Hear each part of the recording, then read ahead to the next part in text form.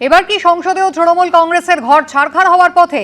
দলের ভেতরে বিদ্রোহের আগুনে ছারখার হয়ে গিয়েছে তৃণমূল কংগ্রেসের ঘর। বিধানসভা, পুরসভা, জেলা পরিষদে তৃণমূলে ভাঙন দেখা গিয়েছে। সংসদীয় দলে ভাঙন নিয়ে জল্পনা ক্রমাগত বাড়ছে। আর এই মুহূর্তে দিল্লিতে পৌঁছে গিয়েছেন মমতা বন্দ্যোপাধ্যায়।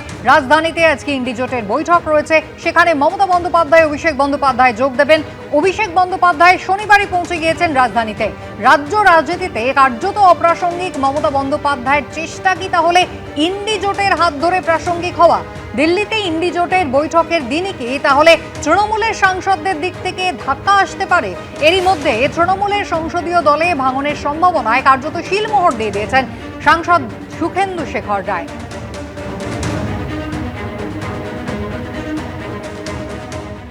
ভাঙনের টের পাওয়ার আগে সেতু বাঁধতে হয়, বোল্ডার ফেলতে হয়, আগুন লাগার আগেই প্রতিষেধক ব্যবস্থা নিতে হয়। যারা পারে না তারা পুড়ে মরে, যারা পারে না তারা ডুবে মরে। मैं वापस आ रहा है। अरे जो गद्दार है उसको गद्दारी करने दो ना, जो अच्छा है निकल जाए निकल जाए। कुछ नहीं होने वाला। मैं खड़ा हूँ दीदी के साथ और सदैव रहूंगा। তৃণমূলের সংসদীয় দলে এই ভাঙন জল্পনার মধ্যেই বর্তমান পরিসংখ্যানটা একবার আপনাদের দেখিয়ে দিই। রাজ্যসভা এবং লোকসভা মিলিয়ে তৃণমূল কংগ্রেসের মোট তৃণমূল সাংসদ সংখ্যা এই মুহূর্তে 41। সূত্রের খবর, লোকসভায় 28 জন সাংসদের মধ্যে 24 জনই মমতা বন্দ্যোপাধ্যায়ের পাশে নেই। অন্তত 20 জন বিদ্রোহের জন্য একেবারে প্রস্তুত। শুধুমাত্র 4 জন মমতা বন্দ্যোপাধ্যায়ের দিকে থাকছেন বলেই সূত্রের খবর। এরা হলেন কল্যাণ বন্দ্যোপাধ্যায়, সুদীপ বন্দ্যোপাধ্যায়, মালা রায় এবং অভিষেক বন্দ্যোপাধ্যায়। ভাঙন নিয়ে জল্পনা বাড়িয়েছেন তৃণমূল সাংসদ সৌগত রায়ও।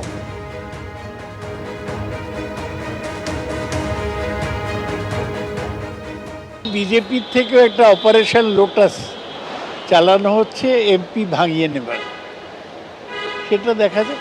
আমি দিল্লি এয়ারপোর্টে দেখলুম যে কাকলি ঘোষ দস্তিদাররা সুখেন্দু শেখর রায় দিল্লিতেই পৌঁছলেন আমার সামনেই। তৃণমূল কংগ্রেস তাদের নিজের কারণেই ভেঙে যাচ্ছে। যারা এখানে ডিজে বাজাবেন বলেছিলেন তারা দিল্লিতে গিয়ে বাঁশি বাজাচ্ছেন, আর তার সুরও করুন। দিগ্ভ্রান্ত, আশাহত হয়ে কেউ যদি দিল্লির এ প্রান্তে ও প্রান্তে ঘোরাফেরা করে, তাদের সঙ্গে যদি দেখা হয় তাহলে হাই হ্যালো তো হবেই। কেউ যদি ফোন করে তো রাজনৈতিক সৌজন্য ফোন ধরা এবং উত্তর দেওয়া। বাড়ির কাছে যদি কারোর সঙ্গে দেখা হয়ে যায় তাকে বাড়িতে নিয়ে এসে চা খাওয়ার। তবে আমরা তো রাজনৈতিক দল, হরিনাম সংকীর্তনের দল নয়। লোকসভায় তৃণমূল কংগ্রেসের অন্দরে যেমন ভাঙনের ইতিমধ্যেই একটা আওয়াজ পাওয়া যাচ্ছে, তার পাশাপাশি রাজ্যসভা, সেখানেও কিন্তু সেই ভাঙনের ইঙ্গিত একেবারে স্পষ্ট। সংখ্যা কি বলছে? রাজ্যসভায় তৃণমূল কংগ্রেসের সাংসদ সংখ্যা 13, যার মধ্যে 9 জনই এখানে বিদ্রোহী। যে 4 জন মমতা বন্দ্যোপাধ্যায়ের পাশে থাকছেন বলে জানা যাচ্ছেন তারা হচ্ছেন ডেরেক ওব্রায়েন, দোলা সেন, সাগরিকা ঘোষ এবং মেনকা গুরুসওয়াল।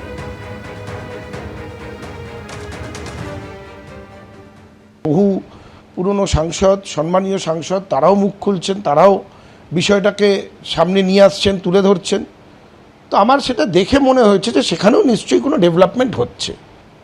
কারণ তো সবার জন্য একই হওয়ার কথা, কারণ এই কারণেই তো সবাই বিদ্ধ। আশঙ্কা করাটা তো অমূলক নয় যে এরকম ঘটনা লোকসভা বা রাজ্যসভা ঘটতে পারে, এটা ভাবাটা অমূলক নয়। কারণ এখানে যেহেতু এটা হতে পেরেছে, এবার তারা হয়তো তাদের মতো কি চিন্তা ভাবনা করছে। বিধায়কদের তো মন খারাপ হয়েছে, সেই জন্য তারা বিধায়কের আলাদা দল তৈরি করেছে। তবে সাংসদদেরও মন খারাপ হওয়ার, বিধায়কদের হলে সাংসদদেরও হবে, এটাই আশা করা যায়। তৃণমূলের সংসদীয় দলে এই ভাঙন জল্পনা নিয়ে ইঙ্গিতপূর্ণ মন্তব্য করেছেন রাজ্যের মন্ত্রী দিলীপ ঘোষ। তিনি বলছেন তৃণমূল সাংসদরা দিল্লিতেই থাকবেন, তবে তারা মমতা বন্দ্যোপাধ্যায়ের হয়ে থাকবেন কিনা তা জানা নেই। তাদের সাংসদরা তো আছেন, আর তৃণমূলের নামে থাকবেন কি অন্যভাবে থাকবেন। যেমন পশ্চিমবাংলায় অপারেশন হয়ে গেল, আমার মনে হয় ওখানেও তাড়াতাড়ি অপারেশন হয়ে যাবে। কোনোদিন গ্রিপ ছিল না ওনার, মমতা ব্যানার্জির। হোলিগানদের একটা টিম ছিল, কামাও খাও ভাগ দাও, এভাবে চলছিল। এখন উপরে থেকে সরকারি চলে গেছে, পুলিশ তাদের প্রোটেকশন, তো পুলিশ এখন অ্যারেস্ট করছে, কোমরে দড়ি বেঁধে ঘোরাচ্ছে, কলার ধরে টেনে নিয়ে যাচ্ছে। তাই সবাই পালাচ্ছেন, পাবলিকও খেপে গিয়ে ধরছে রাস্তাঘাটে, কমপ্লেন হচ্ছে। তো সেই জন্য সবাই এখন নিজের অস্তিত্ব বাঁচাতে ব্যস্ত, পার্টি তো চলে যাক। আজকে ইন্ডি জোটের বৈঠক রয়েছে দিল্লির কনস্টিটিউশন ক্লাবে। এই বৈঠক হওয়ার কথা রয়েছে দুপুর 12টা নাগাদ। রাহুল গান্ধী, অখিলেশ যাদব, মমতা বন্দ্যোপাধ্যায় সহ 23টি দলের নেতা নেত্রীরা বৈঠকে থাকবেন, এমনটাই সূত্রের খবর। যদিও জোটে কিন্তু ইতিমধ্যেই ফাটল ধরেছে। ডিএমকে এই বৈঠক থেকে নিজেদের দূরে সরিয়ে নিয়েছে। যেখানে কংগ্রেস আছে তারা সেখানে নেই, স্পষ্ট বার্তা দিয়ে দিয়েছে ডিএমকে। তামিলনাড়ুতে যে বিধানসভা ভোট হলো অতি সম্প্রতি, সেখানে ডিএমকের সঙ্গে জোট বেঁধে লড়েছিলেন সরকার গঠনের ক্ষেত্রে, কিন্তু শেষে বিজয়ের টিভিকে কি সমর্থন করলো কংগ্রেস। তারপরে বিশ্বাসঘাতকতার অভিযোগ তুলে কংগ্রেসের থেকে দূরত্ব বাড়িয়ে নিল ডিএমকে। বৈঠকে থাকছে না বলে ইতিমধ্যে আপও জানিয়ে দিয়েছে। পিনারাই বিজয়নকে নিয়ে রাহুল গান্ধীর বক্তব্যে ক্ষুব্ধ হলেও বৈঠকে প্রতিনিধি পাঠাচ্ছে সিপিএম।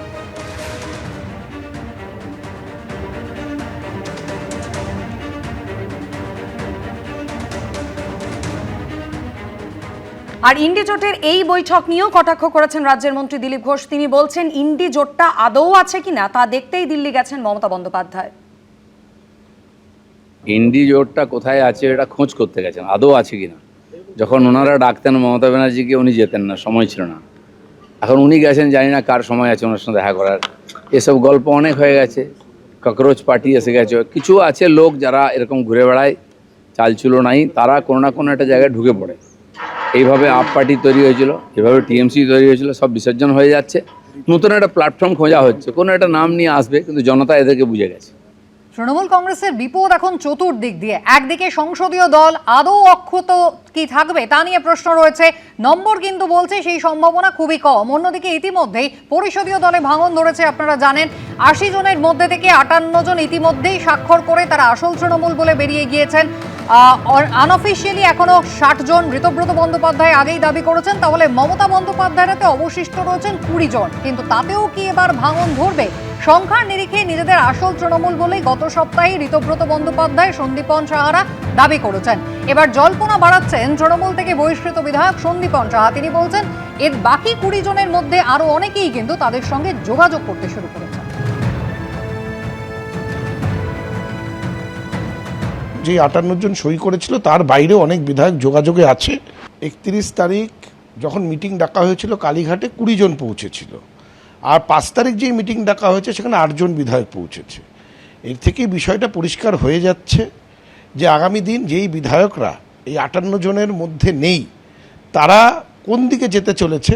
আমরা হয়তো ট্রিগার, কিন্তু সেই কারণগুলি সবার জন্যই এক। আপনি অনায়াসে সেটা বলতে পারেন যে যারা যোগাযোগ করছে তারা যখন এখানে চলে আসবে সেটা 60-এর অনেক বেশি হয়ে যাবে। পচা মাছের একটা ঝুড়ি থেকে যদি কিছুটা মাছকে আলাদা করে রাখা হয়, তাহলে সে মাছ ভালো মাছ বা জ্যান্ত মাছ বা টাটকা মাছ হয়ে যাবে না। তৃণমূল ভেঙে যত রকমের দল হবে তারা তৃণমূলের মতনই হবে এবং তৃণমূলের থেকেও খারাপ হতে পারে। সুতরাং মানুষ আর এইসব দল, উপদল, কোন দল তৃণমূলের মধ্যে, এসব নিয়ে আর ভাবছে না। অন্যদিকে আপনারা জানেন ভাঙড়ে বিস্ফোরণের মামলায় গত শুক্রবার রাতে রুবি মোড়ের কাছ থেকে এনআইএ আধিকারিকরা গ্রেফতার করেছেন প্রাক্তন তৃণমূল বিধায়ক শওকত মোল্লাকে। আর তারপর থেকে একের পর এক অভিযোগ তার বিরুদ্ধে। নদীর চর থেকে চুরি থেকে খাল চুরি, ভেরি দখল থেকে রাস্তার জন্য বরাদ্দ টাকা হাপিস করে দেওয়া। শওকত মোল্লা এবং তার অনুগামীদের বিরুদ্ধে একের পর এক মানুষ তারা মুখ খুলছেন। এটা মাত্র নদীর চর, এটাকে দখল করে এখন দখল করে এগুলো বিক্রি করছে। খালটা হঠাৎ করে ঘিরে নেওয়া হলো। কেউ বলছেন তিনি ছিলেন ক্যানিংয়ের বেতাজ বাদশা, আবার শওকত মোল্লার নাম শুনলেই কারো চোখে মুখে ফুটে উঠছে আতঙ্ক। অভিযোগ তৃণমূল আমলে দক্ষিণ 24 পরগনার একটা বড় অংশ জুড়ে মৌরুসিপাট্টা গড়ে তুলেছিলেন ক্যানিং পূর্বের প্রাক্তন তৃণমূল বিধায়ক। অভিযোগ মাছ চুরি থেকে হাত পাকানো শুরু।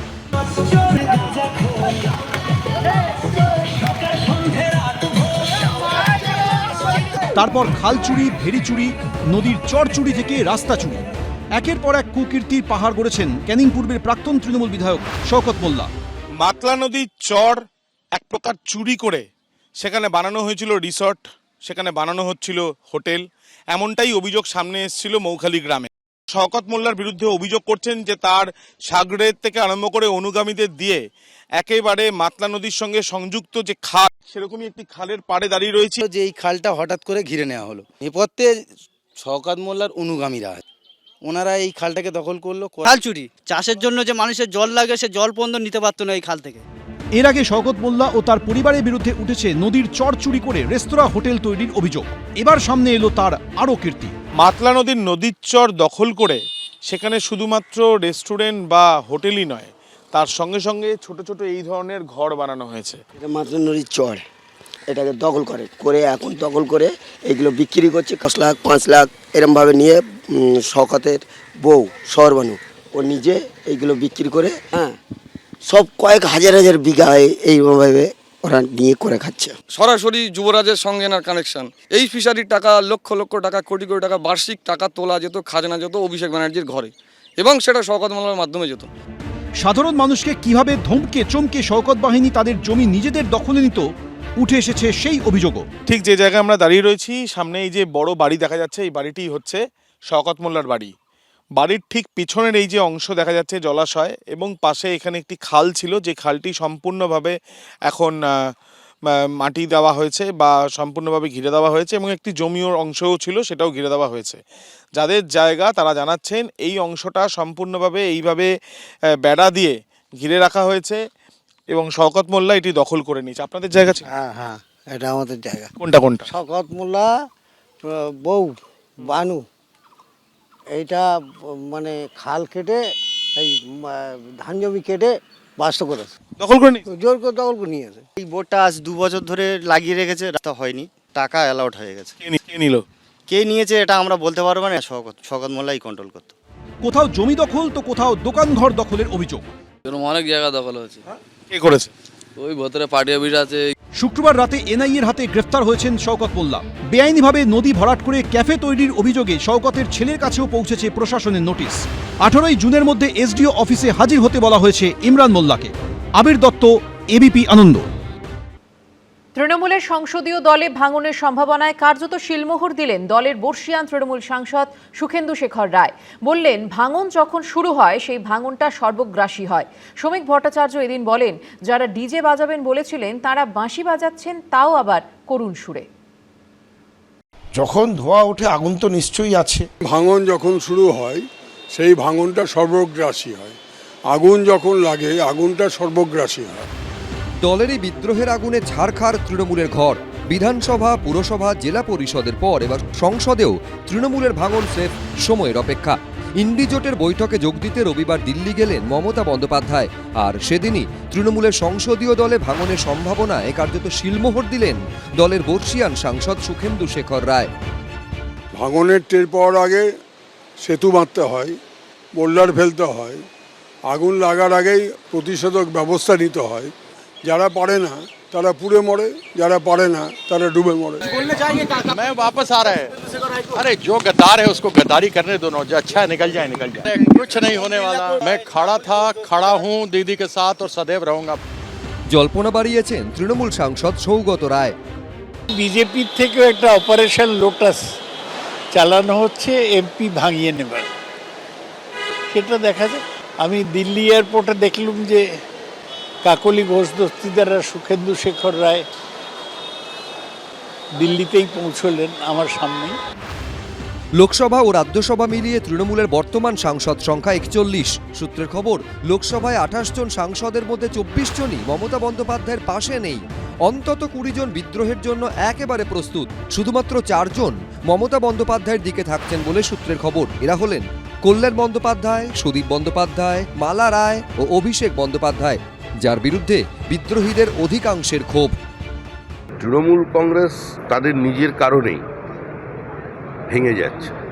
যারা এখানে ডিজে বাজাবেন বলেছিলেন তারা দিল্লিতে গিয়ে বাঁশি বাজাচ্ছেন, আর তার সুরও করুন। দিগ্ভ্রান্ত, আশাহত হয়ে কেউ যদি দিল্লির এ প্রান্তে ও প্রান্তে ঘোরাফেরা করে, তাদের সঙ্গে যদি দেখা হয় তাহলে হায় হ্যালো তো হবেই। কেউ যদি ফোন করে তো রাজনৈতিক সৌজন্য ফোন ধরা এবং উত্তর দেওয়া। বাড়ির কাছে যদি কারোর সঙ্গে দেখা হয়ে যায় তাকে বাড়িতে নিয়ে এসে চা খাওয়ার। তবে আমরা তো রাজনৈতিক দল, হরিনাম সংকীর্তনের দল নয়। সূত্রের খবর, লোকসভার মতো একই পরিস্থিতি রাজ্যসভাতেও। রাজ্যসভায় তৃণমূলের 13 জন সাংসদের মধ্যে 9 জনই বিদ্রোহী। যে 4 জন মমতা বন্দ্যোপাধ্যায়ের পাশে থাকছেন বলে জানা যাচ্ছে তারা হলেন ডেরেক ওব্রায়েন, দোলা সেন, সাগরিকা ঘোষ ও মেনকা গুরুস্বামী। রাজ্য রাজনীতিতে কার্যত অপ্রাসঙ্গিক হয়ে পড়ে মমতা বন্দ্যোপাধ্যায় এখন ইন্ডি জোটের হাত ধরে প্রাসঙ্গিক হওয়ার চেষ্টা করছেন, কিন্তু সেই জোটেও এখন প্রবল ডামাডোল।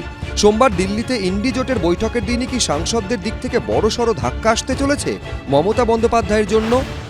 বহু পুরনো সাংসদ, সম্মানীয় সাংসদ, তারাও মুখ খুলছেন, তারাও বিষয়টাকে সামনে নিয়ে আসছেন, তুলে ধরছেন।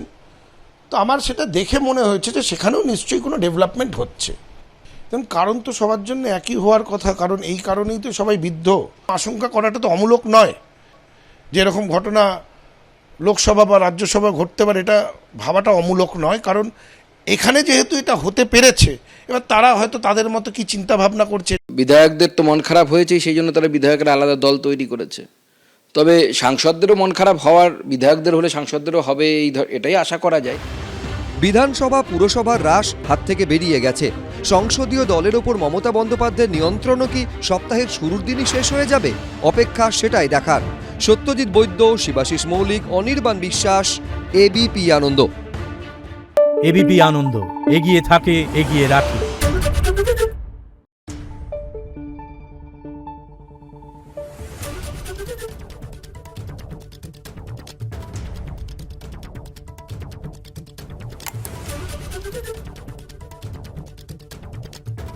Thank you.